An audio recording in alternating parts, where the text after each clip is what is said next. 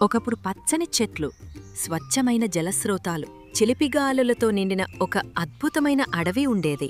ఆ అడవిలో ఎన్నో జంతువులు, పక్షులు కలిసి ఆనందంగా జీవించేవి. వాటిలో నక్క ఒకటి చాలా తెలివైనదిగా పేరుంది.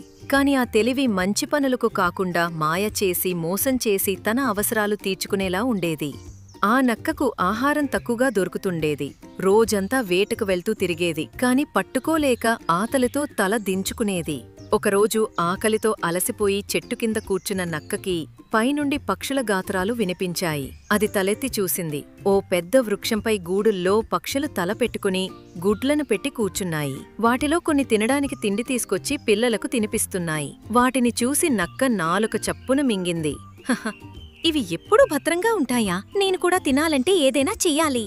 అది ఓ పద్ధతిగా మాయ చేసేందుకు ప్లాన్ వేసింది. విత్తురాలని మాయామాటలతో పక్షులను మోసం చేయాలని నిశ్చయించుకుంది. మాయమాటలు మొదలు నక్క మెల్లగా ఆ చెట్టుకు దగ్గరగా వచ్చింది. అందులో ఉన్న పక్షులకు వినిపించేలా ఆవేదనతో మాట్లాడుతూ అరిచింది. నక్క, ఓ పక్షులారా, ఓ మిత్రులారా, నన్ను ఒక్కసారి వినండి. నేను చాలా మారిపోయాను. ఇకపై ఎవరినీ హింసించను. నాకిప్పుడు మానసిక శాంతి కావాలి. మీరు గానాలు పాడుతున్న తీరు చూసి నా మనసు గులాబీలు వేసింది. పక్షులు తొలుత ఆశ్చర్యపోయాయి.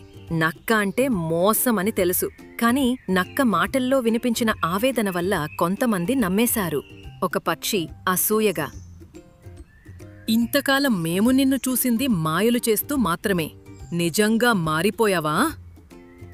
నక్క కలవరంగా, అవును, నా జీవితంలో ఎంతో బాధ ఎదురైంది.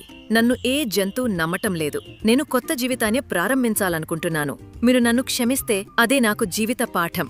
ఈ పక్షుల్లో కొందరు సరే అనుకున్నారు. నక్కకి కాస్త తిండి కూడా ఇచ్చారు. నక్క స్వామిగా నటిస్తూ ఆ తిండి తినేసింది. ఇలా రోజు గడిచింది. పక్షులు తల్లులా నమ్ముతుండగా నక్క లోలోపల తన కుట్రను సిద్ధం చేసుకుంది. మోసం. ఒకరోజు రాత్రి పక్షులు తమ పిల్లలతో నిద్రిస్తున్న సమయంలో నక్క మెల్లగా చెట్టుకెక్కింది. అక్కడ గూళ్లలో ఉన్న గుడ్లను 1-2 మెల్లగా తినేసింది. కొన్ని పిల్లలను కూడా పట్టుకుంది. ఆ అర్ధరాత్రే ఒక పక్షి మేలుకుని గూడు ఖాళీ అయిందని గమనించింది. భయంతో ఇతర గూళ్లను చూసింది. అందరూ మేలుకున్నారు. పక్షి ఆక్రోశంతో, మనపై మాయ చేసింది నక్క. అదే నమ్మితే మన పిల్లలను తినేసింది. పక్షులందరూ గట్టిగా అరవడం మొదలుపెట్టారు. నక్క అగ్గదే ఉంది, కాని ఈసారి మాత్రం తప్పించుకోలేకపోయింది.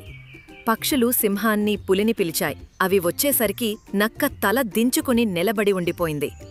ముగింపు.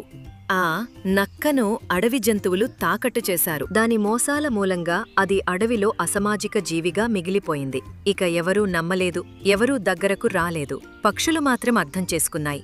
మాటలు కాదు, కర్మలు ముఖ్యం. కథలో బోధ. ఎంత మంచి మాటల్తో మాయ చేసినా నిజమైన స్వభావం ఎప్పుడూ బయటపడుతుంది. నమ్మకాన్ని ద్రోహించేవాడు ఎప్పటికీ ఒంటరి.